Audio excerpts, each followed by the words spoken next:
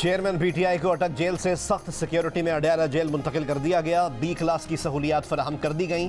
Jail के hospital में checkup भी हुआ। जराये के मुताबिक चेयरमैन पीटीआई को उसी बैरक में रखा जाएगा जिसमें नवाज शरीफ को रखा गया था। इस्लामाबाद हाई कोर्ट ने चेयरमैन तहरीक इंसाफ की दरख्वास्त पर उन्हें अडयाला जेल मुंतकिल करने का हुक्म जारी किया था। अदालत ने करार दिया कि चेयरमैन पीटीआई को जेल में तमाम सहूलियात मुहैया की जाएं जिसके वो हकदार हैं। दूसरी जानिब साइफर केस में चेयरमैन तहरीक इंसाफ के जुडिशल रिमांड में 10 अक्टूबर तक तौसीह कर दी गई। वकील लतीफ़ खोसा ने कहा कि एफआईए ने आज केस का चालान जमा नहीं किया। चालान पेश कर दिया जाता तो आज चेयरमैन पीटीआई की जमानत हो जाती।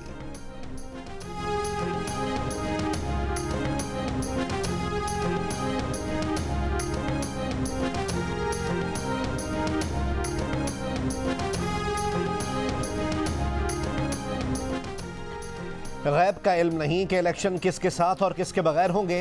कोई भी सियासी रहनुमा हो, कानून उसे इजाज़त देगा तो वो हिस्सा लेगा और नहीं तो नहीं लेगा। बहैसियत एग्जीक्यूटिव निगरां हुकूमत का इसमें कोई किरदार नहीं। निगरां वज़ीर आज़म अनवर काकड़ की लंदन में मीडिया से गुफ्तगू। कहा, नवाज शरीफ की वापसी से मुतालिक बहुत से कानूनी पहलुओं को देखना होगा। जो करेंगे वो कानून के मुताबिक करेंगे। तुर्क खबर रसां इदारे को इंटरव्यू में कहा कि अगर बैलेट पेपर पर पीटीआई ना होने पर एहतजाज हुआ तो भी इलेक्शन जायज़ और कानूनी होगा। पोलिंग के मुकर्ररा वक्त के दौरान किसी भी एहतजाज की वजह से इंतखाबात को गैर कानूनी करार नहीं दिया जा सकता। ऑक्सफोर्ड यूनिवर्सिटी में तलबा से खिताब में कहा कि 9 मई के वाक़यात में मुलव्वस अफराद तोड़ फोड़ और दहशत गर्दी के इल्ज़ामात में कैद हैं। उनको हर हाल में कड़ी सज़ा दी जाएगी। चेयरमैन पीटीआई समेत सबके साथ बराबर का सलूक होगा। तहरीक इंसाफ पार्लिमानी सियासत नहीं कर रही। अगर ऐसा होता चेयरमैन पीटीआई ऑपोजिशन लीडर होते।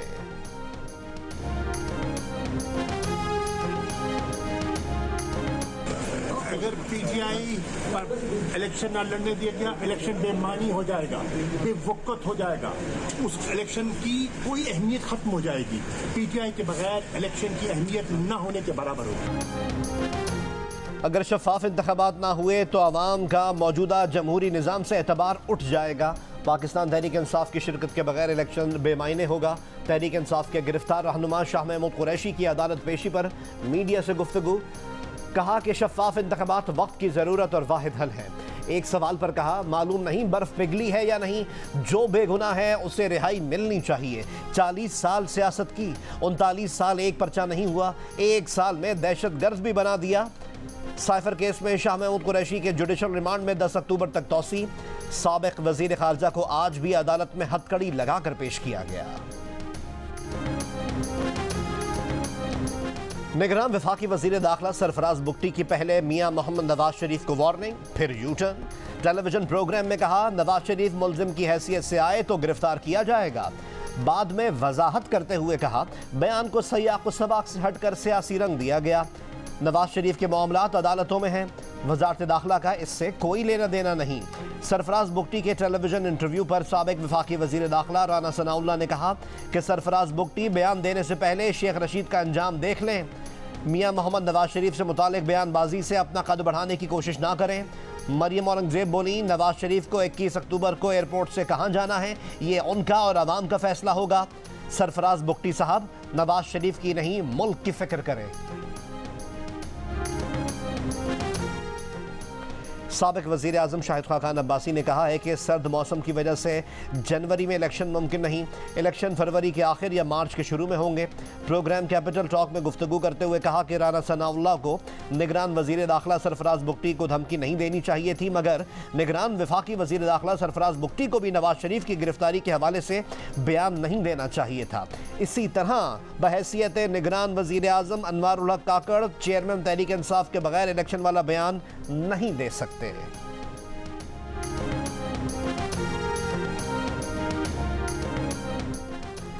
मुस्लिम लीग नून के सीनियर रहनुमा खुर्रम दस्तगीर खान का कहना है कि नवाज शरीफ अदालतों की इजाज़त के साथ गए थे और पाकिस्तान वापस भी अदालत की इजाज़त से आएंगे।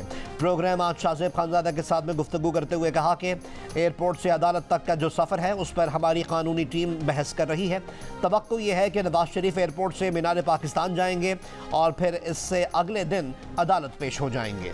उन्होंने मज़ीद कहा कि नून लीग के हतमी बयानिए का ऐलान नवाज शरीफ 21 अक्टूबर को मीनार पाकिस्तान में करेंगे। करेंगे। गुजरावाला में किसी मुलाकात की तरदीद या तस्दीक नहीं कर सकता। पार्टी सदर शहबाज शरीफ वापस आएंगे तो वही हमें इस हवाले से बताएंगे।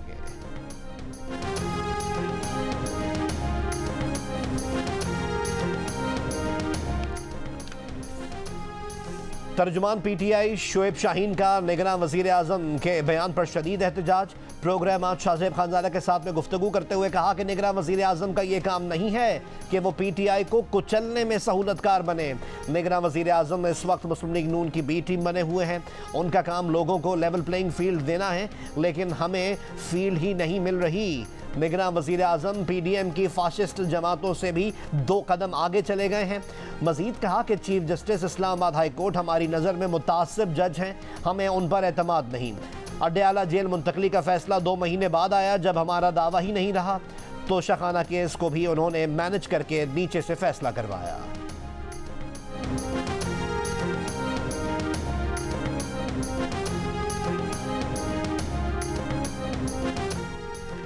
सुप्रीम कोर्ट में पेशावर हाई कोर्ट के एडिशनल जजेस की तैनाती का केस। जस्टिस अतहर मिनल्ला ने इख्तिलाफी नोट जारी कर दिया। कहा, अदलिया की इदारा जाती आज़ादी के लिए तकर्रियों में शफाफियत और एहतसाब बुनियादी उसूल हैं। मनमाने फैसले और सवादीद का गैर मुनज़्ज़म इस्तेमाल अदलिया की आज़ादी को ख़त्म करता है। कमीशन मेरिट की बुनियाद पर उसूलों के मुताबिक नामजदगियों में नाकाम रहा। आइन होने के बावजूद सुप्रीम कोर्ट ने संगीन गद्दारी की कार्रवाइयों की बार बार तौसीक़ की। आमिरों को आइन की दफ़ात के साथ छेड़छाड़ करने की इजाज़त दी। आमिराना हुकूमतों के तहत हुक्मरानी सुप्रीम कोर्ट के ताउन के बगैर मुमकिन नहीं थी। आइन के आर्टिकल 62(1)(f) के तहत इस अदालत ने 3 मुंतखब वज़ीर आज़म और मुतअद्दिद अवामी नुमाइंदगान को ताहयात नाअहल किया। पाकिस्तान क्रिकेट टीम के कैप्टन बाबर आजम भारत से वर्ल्ड कप घर लाने के लिए पुराज़म। क्रिकेट वर्ल्ड कप में शिरकत के लिए कौमी क्रिकेट स्क्वाड आज रात भारत रवाना होगा। एशिया कप में गलतियों का एतराफ़। शाहीन शाह अफरीदी से इख्तिलाफात की अफवाहों को मुस्तरद कर दिया। कहा, शाहीन समेत सब लोग इज्जत करते हैं। जब किसी से करीब जाकर मैच हारें तो मीटिंग में थोड़ी बहुत बातें होती हैं, उससे लड़ाई का नाम देना गलत होगा। इन्हीं खिलाड़ियों ने पाकिस्तान को नंबर 1 बनाया है। यही खिलाड़ी मैच जितवाएंगे तो 1 साइडेड जितवाएंगे। टॉप 4 आप बहुत नीचे ले गए हैं, अल्लाह ने चाहा तो नंबर 1 ही आएंगे। कप्तान बाबर आजम का एक सवाल पर जवाब। बाबर 11 पहला वार्म अप मैच न्यूजीलैंड के खिलाफ हैदराबाद दक्कन में 29 सितंबर को खेलेगी। पीसीबी की आईसीसी को शिकायत के बाद पाकिस्तान क्रिकेट टीम और ऑफिशियल्स को भारत रवानगी से 24 घंटे कबल भारतीय वीजे जारी किए गए।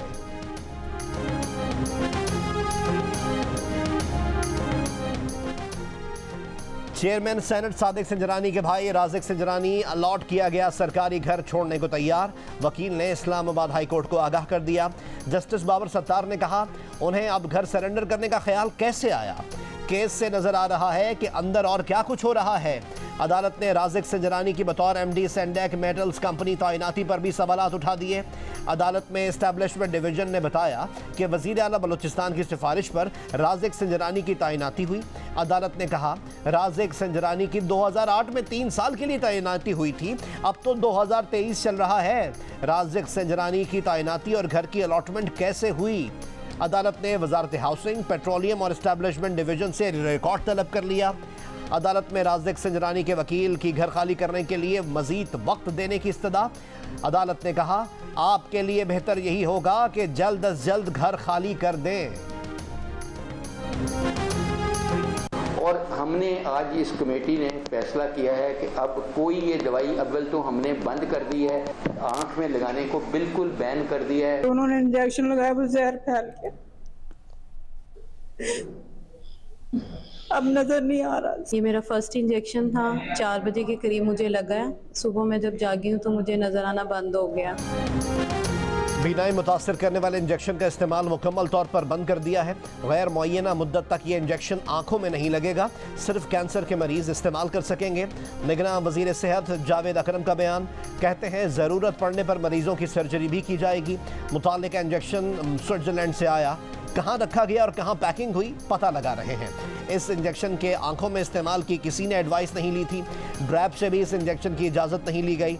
मुतासरा शहरियों का कहना है कि 6000 रुपये का इंजेक्शन खरीदा था, पहले इंजेक्शन से ही बीनाई चली गई। ऑपरेशन के बाद से अब तक दिखाई देना शुरू नहीं हुआ। सादिकाबाद में मेडिसिन डीलर के खिलाफ मुकदमा दर्ज कर लिया गया। बोरेवाला में भी डिस्ट्रीब्यूटर के खिलाफ कार्रवाई का आगाज। इंजेक्शन स्कैंडल में मुलव्वस एक मुलजिम बिलाल रशीद को आरिफवाला से गिरफ्तार कर लिया गया। मुकदमे में नामजद दूसरे मुलजिम नवीद की तलाश जारी।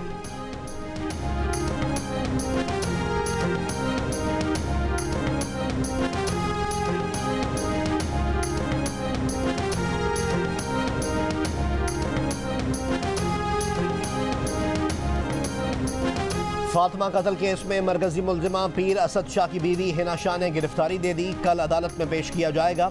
मुकदमे में नामजद तमाम मुलजिमान गिरफ्तार। सिंध हाई कोर्ट में हिना शाह के वालिद और मरकजी मुलजिम असद शाह के ससुर मुलजिम फैयाज शाह की अबूरी जमानत में तौसी की दरख्वास्त मुस्तरद।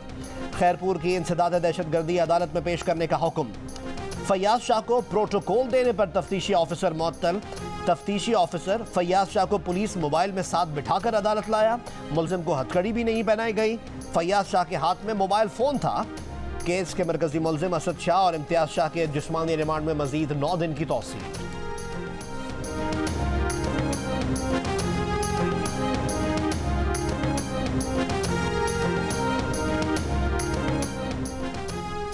बुशरा बीबी की गिरफ्तारी से कबल अदालत को आगाह किया जा सकता है या नहीं, आइंदा समाअत पर दलाइल तलब।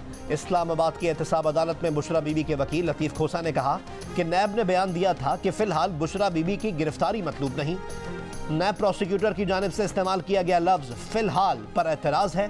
नैब प्रोसिक्यूटर मुज़फ़्फ़र अब्बासी ने कहा इस वक्त गिरफ्तारी का इरादा है, ना गिरफ्तार करना चाहते हैं। ऐसा कोई कानून नहीं कि मुलजिम को गिरफ्तारी से कबल आगाह किया जाए। बुशरा बीबी से दरख्वास्त की है कि नैब के साथ तफ्तीश में ताउन करें। 190 मिलियन पाउंड स्कैंडल केस और तोशाखाना केस में बुशरा बीबी की अबूरी जमानत में 12 अक्टूबर तक तौसी। तोशाखाना जाली रसीद केस में भी बुशरा बीबी की जमानत में 16 अक्टूबर तक तौसी। बुशरा बीबी की अटक जेल में चेयरमैन तहरीक इंसाफ से मुलाकात।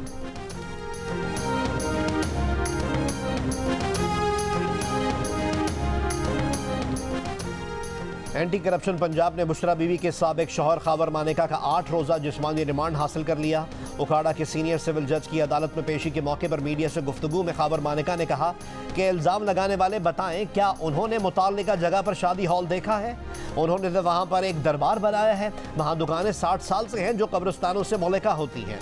खावर मानेका पर कब्रिस्तान की ज़मीन पर कब्जा करके गैर कानूनी शादी हॉल और 26 दुकानें बनाने का इल्ज़ाम है।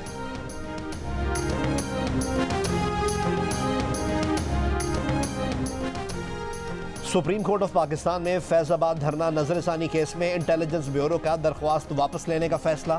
मुतफर्रिक दरख्वास्त दायर कर दी। दरख्वास्त मंजूर करके नजरसानी दरख्वास्त वापस लेने की इजाज़त देने की इस्तदा। अवामी मुस्लिम लीग के सरबराह शेख रशीद के वकील की फैज़ाबाद धरना नजरसानी केस के इल्तिवा के लिए दरख्वास्त दायर। दरख्वास्त में कहा गया है कि शेख रशीद ज़ेर हिरासत हैं, इनसे रब्ता नहीं हो पा रहा। इस्तदा है कि फैज़ाबाद धरना नजरसानी केस की समाअत मुलतवी की जाए। सुप्रीम कोर्ट ऑफ पाकिस्तान में फैज़ाबाद धरना नजरसानी केस की समाअत 28 सितंबर के लिए मुकर्रर है।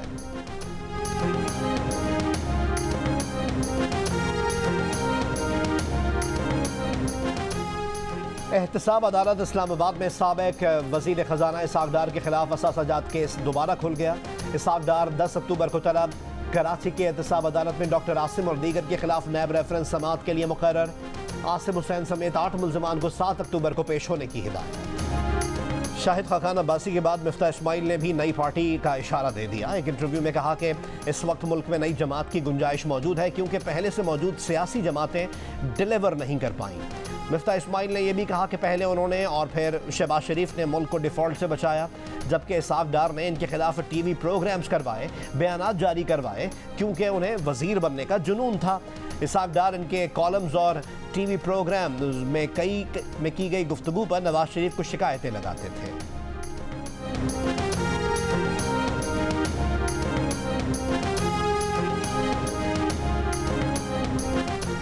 मुस्लिम लीग नून की chief organiser Maryam Nawaz Sharif London से वतन वापस पहुंच गई। लाहौर एयरपोर्ट पर लीगी कारकुनों का मरीम नवाज शरीफ का पुरजोश इस्तकबाल। मरीम नवाज अहम पार्टी मीटिंग्स में शिरकत के लिए चंद रोज कबल लंदन गई थी। लाहौर की एहतसाब अदालत ने PTI के सदर चौधरी परवेज इलाही के बेटे मोनिस इलाही के नाकाबिले ज़मानत वारंट गिरफ्तारी जारी कर दी है। वारंट तरक्याती मनसूबों में मुबैना करप्शन से मुताल्लिक तहकीकात के केस में नैब की दरख्वास्त पर जारी किए गए। मोने सलाही को इश्तिहारी करार देने की कार्रवाई आइंदा समाअत तक मौखर। अदालत में नैब की दरख्वास्त में कहा गया है कि चेयरमैन नैब ने 11 अगस्त को मोने सलाही का वारंट जारी किया, गिरफ्तारी की कोशिशें की, मुलजिम तलबी के बावजूद शामिल तफ्तीश नहीं हुआ, इश्तिहारी करार दिया जाए। चेयरमैन पीटीआई की बहन और उनके शौहर को एंटी करप्शन कोर्ट ने जालसाजी केस में 9 अक्टूबर तक जमानत में तौसीह दे दी। उस्मा खान और उनके शौहर मुजफ्फरगढ़ की एंटी करप्शन कोर्ट में पेश हुए। मुलजमान के खिलाफ 5000 के नाल से ज़ायद अराज़ी धोखे से कम कीमत पर खरीदने पर एंटी करप्शन में मुकदमा दर्ज है।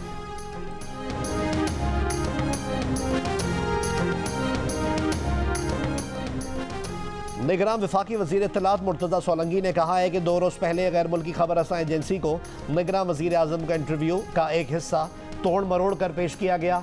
गलत तासुर दिया गया कि किसी मखसूस शख्स को इंतख़ाबात में हिस्सा लेने की इजाज़त नहीं दी जाएगी। निगरान वज़ीर आज़म ने कहा था कि इंतख़ाबात में हिस्सा लेना हक है, लेकिन जराइम पर सज़ा कानूनी तौर पर जायज़ है। चेयरमैन पीटीआई हो या कोई और, कवानीन की खिलाफ वर्जी पर कानून लागू होगा। इंतखाबात चेयरमैन पीटीआई या उन सैकड़ों अरकान के बगैर हो सकते हैं जो तोड़फोड़ और जलाओ घिराव में मुलव्वस होने पर जेलों में हैं।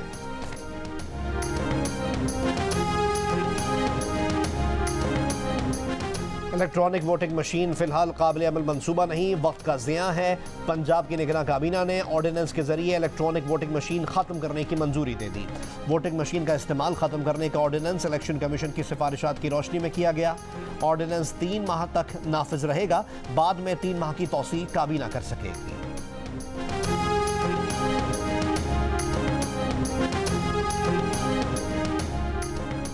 कौमी क्रिकेटर्स के सेंट्रल कॉन्ट्रैक्ट का मामला तय पा गया। चंद माह से इल्तवा का शिकार होने वाला मामला तय कराने में चीफ सेलेक्टर इंजमामुल हक ने किरदार अदा किया।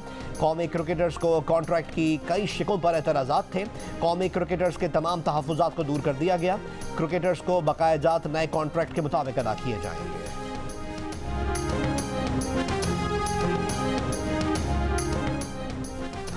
इसराइली वज़ीर सयाहत 2 रोज़ा दौरे पर सऊदी अरब पहुंच गए। इसराइली वज़ीर सऊदी अरब में अक़वाम मुत्तहिदा कॉन्फ्रेंस में शिरकत करेंगे। किसी भी इसराइली वज़ीर का ये सऊदी अरब का पहला ऐलानिया दौरा है। इसराइली वज़ीर सेहत ने कहा कि सयाहत के फ़रोग़ से मुआशी फ़ायदे भी हासिल होंगे। कॉन्फ्रेंस में अरब और मशरिक़ वस्ता के वज़रा और ओहदेदारान से मुलाकात का मौका मिलेगा। जो हल फ़लस्तीनी कबूल करेंगे वही हल सऊदी अरब कबूल करेगा, और मुझे उम्मीद है कि सऊदी अरब जब मामलात की तरफ जाएगा तो वो पाकिस्तान से ज़रूर मुशावरत करेगा।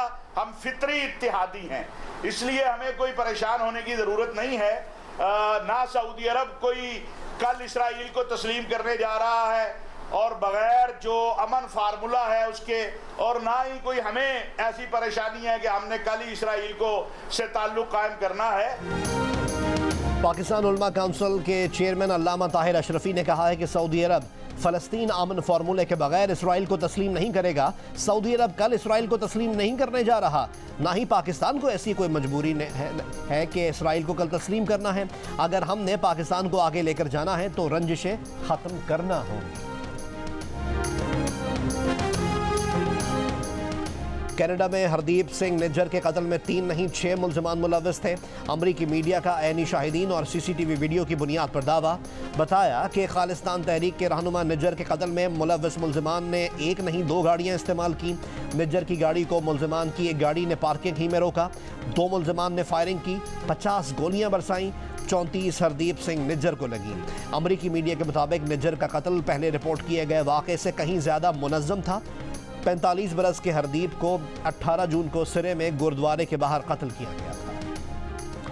आज़रबाईजान और आर्मेनिया के सरहदी इलाके काराबाख के फ्यूल डिपो में धमाका।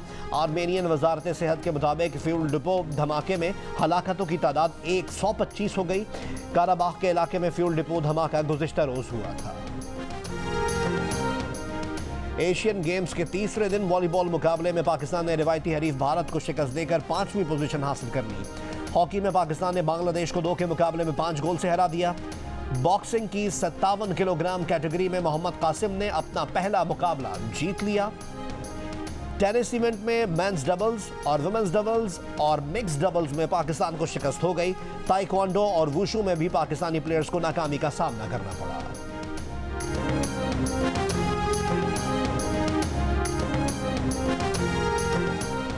और पाकिस्तान थिएटर फेस्टिवल के 19वें रोज़ मारूफ हिदायतकार और अदाकार रेहान शेख की थिएटर वर्कशॉप। रेहान शेख ने शुरा के साथ अपने फ़नी सफ़र के तजुर्बात शेयर किए। शुरा ने अदाकारी से मुतालिक छोटी छोटी सरगर्मियों में भरपूर हिस्सा लिया। फेस्टिवल में आज ड्रामा से नो पेश किया गया। कराची में जियो और आर्ट्स काउंसिल के इश्तराक से थिएटर फेस्टिवल 8 अक्टूबर तक जारी रहेगा।